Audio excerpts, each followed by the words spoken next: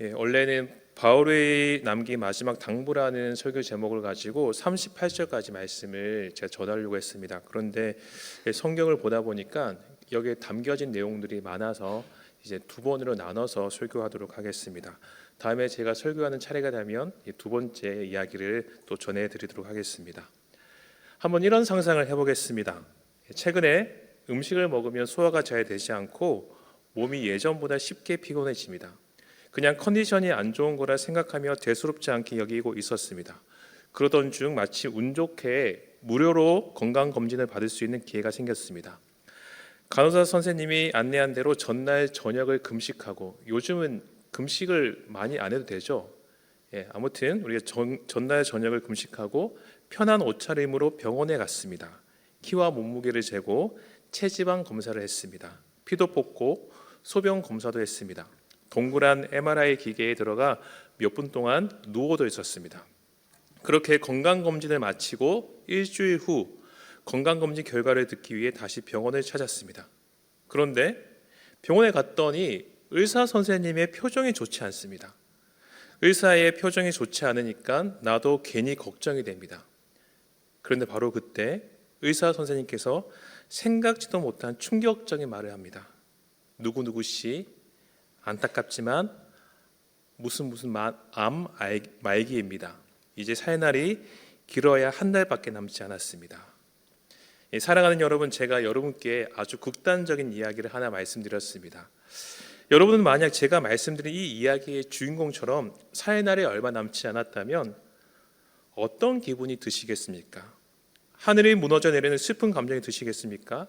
아니면 너무 충격적인 말에 어안이 벙벙해져 아무 생각도 나지 않겠습니까? 감정은 둘째치고 이제 나에게 남은 마지막 한 달 동안 여러분들은 무슨 일을 하시겠습니까? 여러 생각이 드시겠지만 여기 계신 모든 분들은 자신이 가장 사랑하는 사람들을 만나고 싶으실 겁니다. 그러면 여러분들은 생을 마감하며 가장 사랑하는 사람들에게 무슨 말을 하고 싶으십니까? 오늘 함께 읽은 본문의 이야기가 바로 자신의 마지막을 직감한 사도 바울이 사랑하는 에베소 교회 장로들에게 마지막으로 남긴 당부에 대한 이야기입니다. 우리는 그의 마지막 당부를 들으면서 지금까지 그가 걸어왔던 삶의 흔적을 볼 수 있습니다. 그의 마지막 당부 속에 담겨진 삶의 흔적이 우리 모두의 삶의 흔적이 되길 소망합니다. 사도 바울은 지금 기근으로 고통받고 있는 예루살렘 교회 성도들에게 헌금을 전달하기 위해 급히 길을 가고 있습니다. 그러나 예루살렘을 향하는 그의 여정은 쉬운 여정이 아니었습니다. 그것은 지금 바울에게 이를 갈고 있는 유대인들의 본거지입니다. 그래서 사도 바울이 예루살렘에 갔을 때 당하게 될 일은 불보듯 뻔했습니다. 사도 바울은 본문 22절에서 이렇게 말합니다.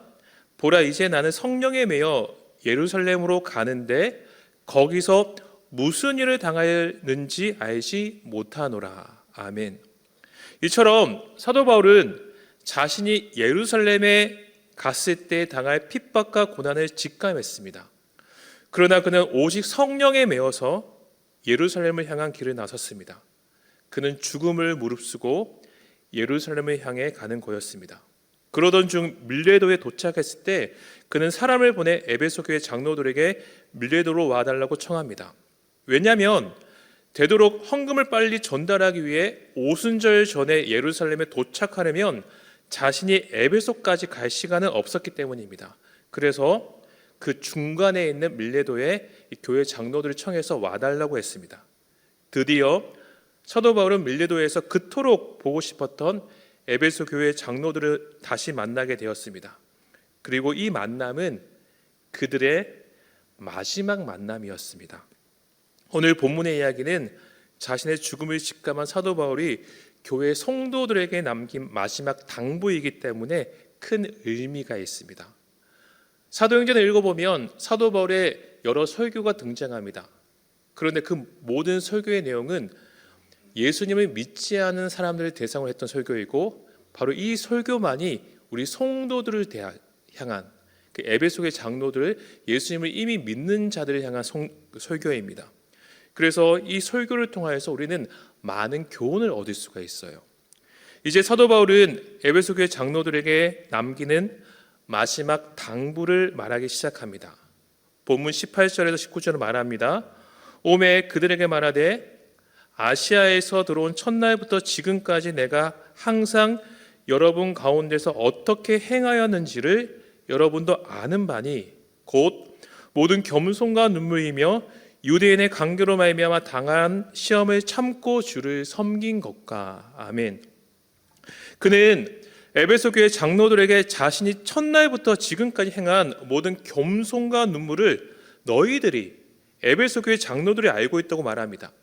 유대인의 관계로 자신이 어떤 시험을 당했고 그 시험을 참으며 자신이 어떻게 하나님을 섬겼는지 사도 바울이 아는 것이 아니라 지금 그 이야기를 듣고 있는 에베소 교회 장로들이 이미 알고 있다고 말하고 있습니다. 그의 이 말은 아주 엄청난 말입니다. 예수님의 말씀입니다. 누가복음 4장 24절을 말합니다. 또 이르시되 내가 진실로 너에게 이르노니 선지자가 고향에서는 환영을 받는 자가 없느니라. 아멘.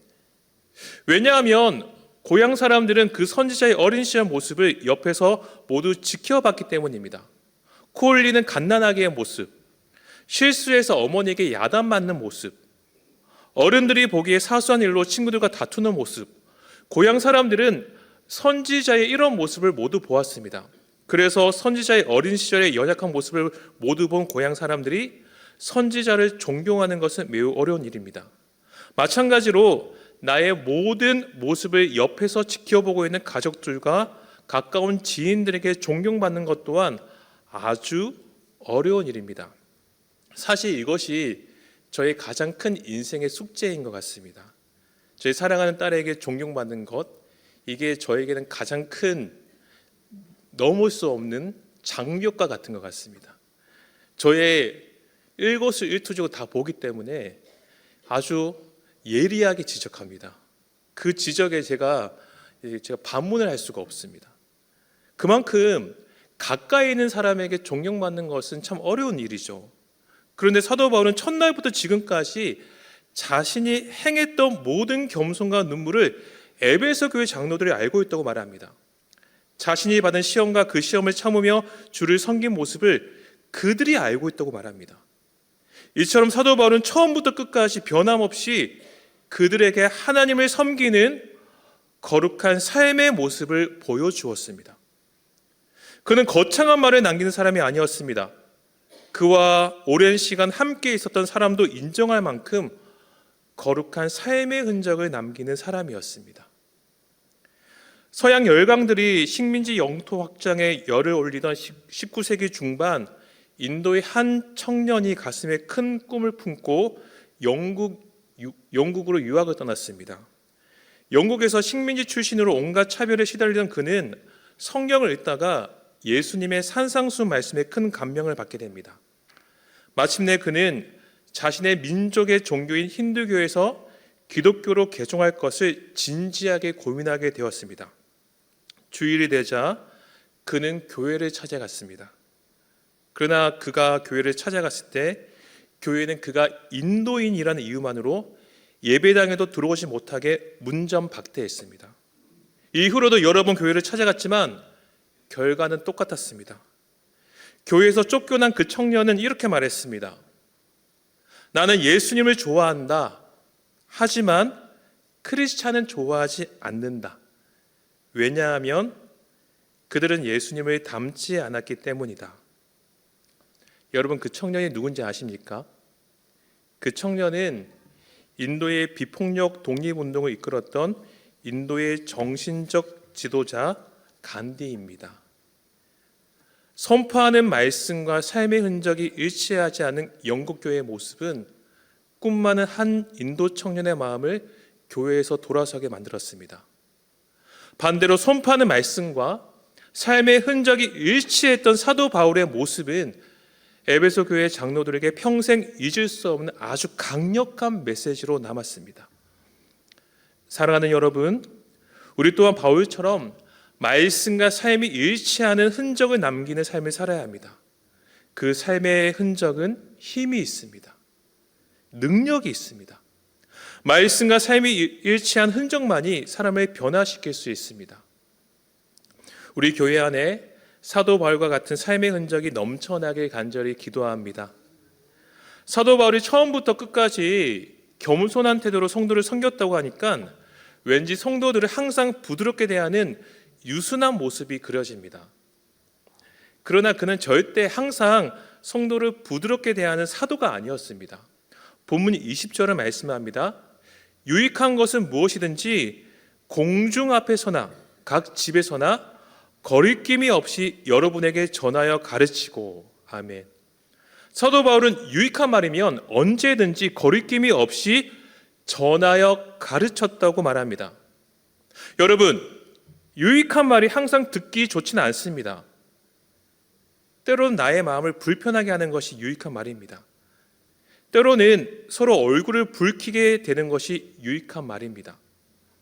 그런데도 사도 바울은 그 말이 꼭 필요한 말이면 언제든지 꺼리낌 없이 말했다고 말합니다. 그래서 성도를 대하는 그의 모습은 항상 부드럽고 유순한 모습이 아니었습니다. 때로는 무서운 엄한 아버지 같은 모습으로 성도를 대했습니다. 어느 순간부터 우리는 서로 관계를 맺을 때 선을 지키는 것을 아주 중요하게 여기게 되었습니다. 우리는 사람과 관계를 맺을 때 서로 감정 상하지 않고 불편한 관계가 되지 않을 정도의 선을 지키려고 노력합니다. 겉으로 보기에는 예의 있어 보입니다. 겉으로 보기에는 아주 깔끔하게 관계를 맺는 것 같습니다. 그러나 여러분, 진정한 관계는 그 선을 넘을 때 비로소 이루어집니다. 죄를 범한 인간은 마치 암덩어리를 마음에 품고 있는 환자와 같은 존재입니다. 우리는 마음의 죄라는 암덩어리를 모두 가지고 있습니다.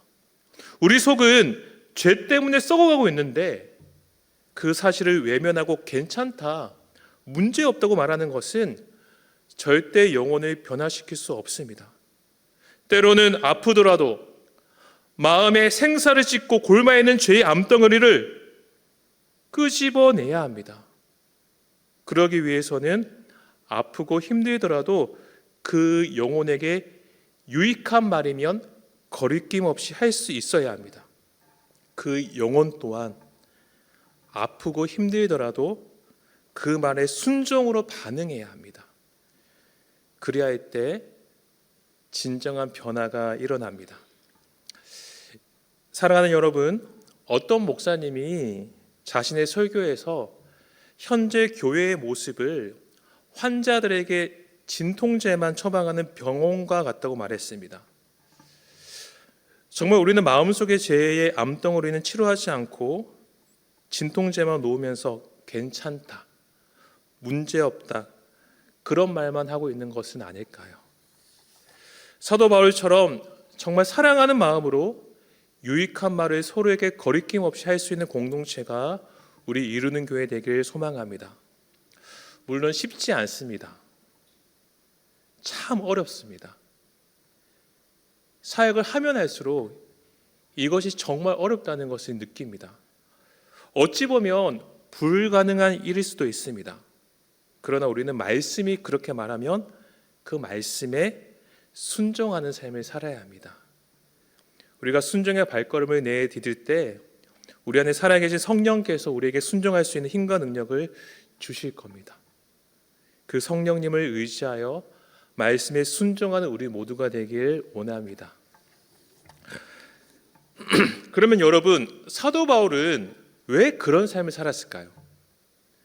왜 처음부터 끝까지 거룩한 삶의 흔적을 남겼을까요? 그는 왜 항상 거리낌 없이 유익한 말을 성도에게 선포하는 삶을 살았겠습니까? 그 이유가 본문 24절에 기록되어 있습니다. 우리 한번 한 목소리로 읽겠습니다. 함께 읽겠습니다. 내가 달려갈 길과 주 예수께 받은 사명 곧 하나님의 은혜의 복음을 증언하는 일을 마치려 하면은 나의 생명조차 조금도 귀한 것으로 여기지 아니하노라. 아멘.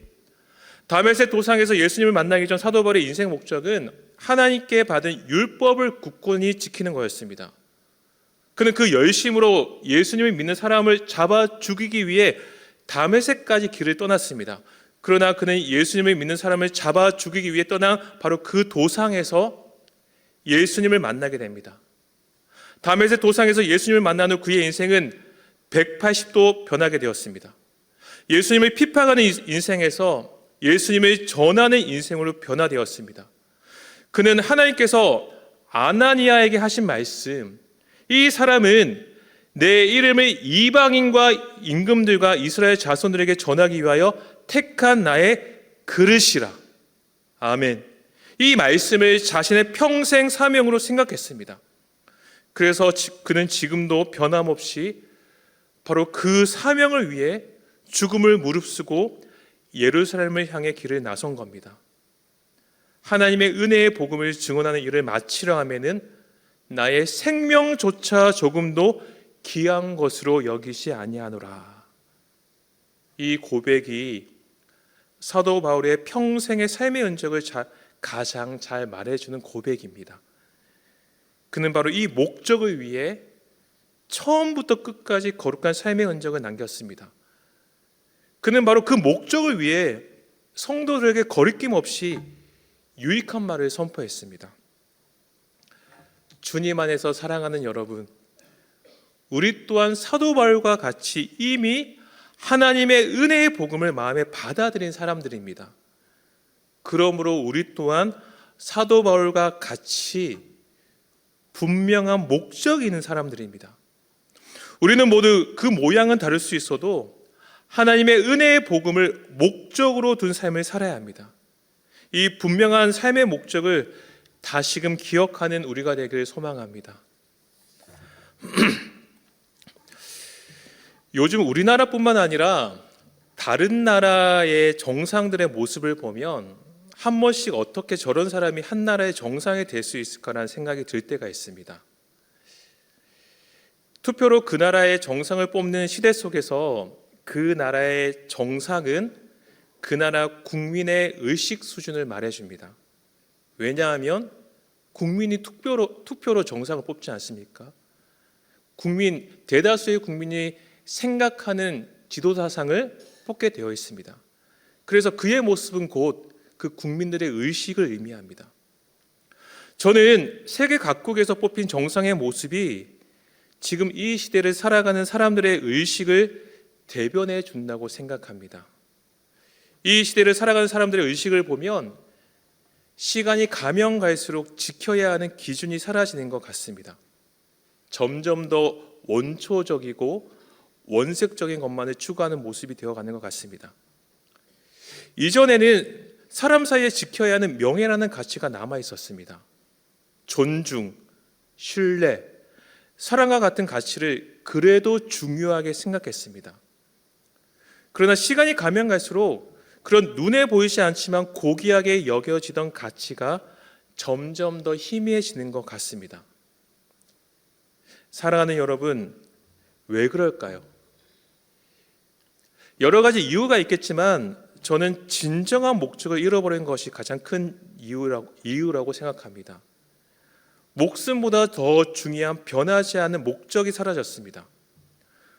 그러니 굳이 명예, 존중, 신뢰, 사랑과 같은 가치를 지킬 필요가 없는 것입니다. 목적을 잃어버린 이 시대 속에서 우리는 변하지 않은 목적을 이미 소유한 자들입니다. 그렇다면 여러분, 우리는 목적을 잃어버린 이 시대 속에서 변하지 않은 목적을 가진 자로서 어떤 삶의 흔적을 남겨야 하겠습니까? 자신의 죽음을 직감한 사도 바울이 남긴 마지막 당부 속에 우리가 남겨야 하는 삶의 흔적이 담겨져 있습니다. 사도 바울처럼 처음부터 끝까지 거룩한 삶의 흔적을 남기는 삶을 살아가십시오. 세상을 향해 거리낌 없이 유익한 말을 선포하는 삶을 살아가십시오. 왜냐하면 우리에게도 사도 바울처럼 변하지 않은 진정한 목적이 있기 때문입니다. 여러분은 여러분의 생을 마감하면서 무슨 말을 남기시겠습니까? 참 창창한 젊은 목사가 이런 이야기를 해서 죄송한데 여러분들은 여러분의 생애를 마감하면서 어떤 말씀을 남기시겠습니까? 여러분이 남긴 마지막 당부 속에 어떤 삶의 흔적이 담겨져 있을까요? 여러분의 사랑하는 자녀가, 여러분의 사랑하는 지인들이 마지막 여러분의 그 당부를 들으면서 어떤 삶의 흔적을 느끼겠습니까? 바울처럼 하나님께서 주신 목적을 위해 한평생 변함없이 달려온 거룩한 흔적이 담겨져 있길 간절히 소망합니다. 지금 우리가 셀 행복 축제를 하고 있습니다. 태신자를 품고 전도하는 일을 하고 있는데 이게 사소해 보일 수 있죠. 그리고 항상 하는 것, 의례적으로 하는 교회 행사처럼 느껴질 수도 있습니다. 그러나 그 사역을 내가 어떻게 받아들이는가에 따라서 그 의미는 달라집니다. 여러분, 그 작은 순종을 통하여서 여러분의 삶의 흔적이 달라진다는 겁니다. 여러분의 작은 순종을 통하여서 한 영혼의 인생이 변화될 수 있습니다. 우리는 이미 목적을 가졌지 않습니까? 복음이라는 변하지 않는 목적. 나의 모든 삶보다 더 소중한 복음이라는 목적을 우리는 이미 가지고 있어요. 그러니 거리낌 없이 전해야죠. 왜 가장 가치 있는 것을 가지고 있으면서도 왜 다른 눈치를 보고 계십니까? 이게 생명인데 생명을 이미 소유한 자가 왜 생명보다 덜한 것에 눈치를 보고 생명보다 덜한 것에 더 중요한 가치를 두며 살고 계십니까? 주님 앞에 헌신하며 순종을 통해 사도 바울의 삶의 흔적을 닮아가는 저희 모두가 되길 원합니다.